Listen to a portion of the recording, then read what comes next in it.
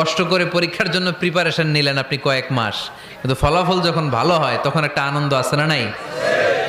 সারাদিন রোজা রাখলেন রমজানে, কি কষ্ট, তৃষ্ণায় গলা ফেটে যায়, কিন্তু ইফতারির সময় যখন রুহাবজা শরবতটা খাই কেমন লাগে? একটা আনন্দ আছে না নাই? এজন্য আল্লাহ বললেন فإن مع العسر يسرا إن مع العسر يسرا।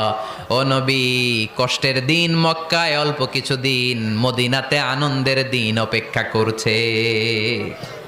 আমাদের জীবনে যদি দুঃখ কষ্ট আসে আমরা ধৈর্য ধরবো, তাওয়াক্কুল করবো একজনের উপর, তিনি কে? কারণ আমরা বিশ্বাস করি কষ্টের দিন এটা চিরকালের জন্য নয়, সামনে আনন্দের দিন আমাদের জন্য সেট করে রেখেছে কে? তাহলে আমরা সূরাতুল ইনশিরাহ থেকে 3টা নেয়ামতের বর্ণনা শুনলাম, বিশ্বনবীকে কি সান্ত্বনা দেয়া হলো সেটা শুনলাম। এবার 2টা গাইডলাইন শুনে তাফসীর আমরা শেষ